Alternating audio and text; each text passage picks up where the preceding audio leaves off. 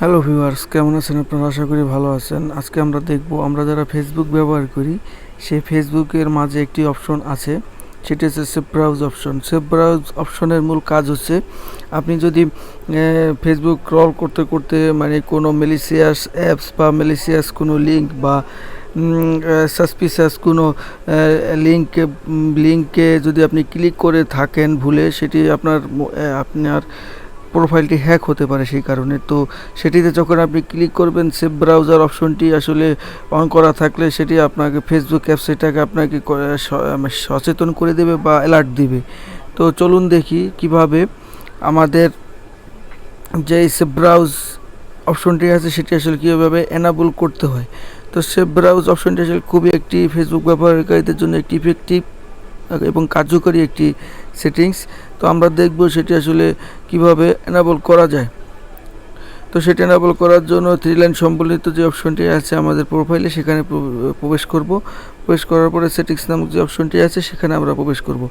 সেখানে প্রবেশ করার পরে এখানে দেখতে পাচ্ছেন পাসওয়ার্ড অ্যান্ড সিকিউরিটি নামক যে অপশনটি আছে সেখানে আমরা প্রবেশ করব।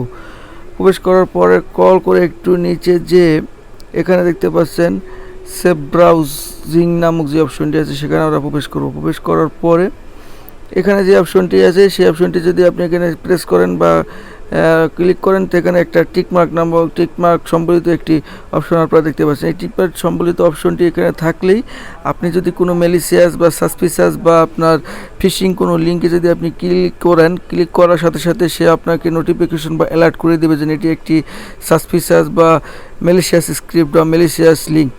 তো এটি পপ আপ দিলে বা আপনাকে অ্যালার্ট করে দিলে আপনি বুঝতে পারবেন, তো সেটি থেকে আপনি নিজেকে বিরত রাখতে পারবেন।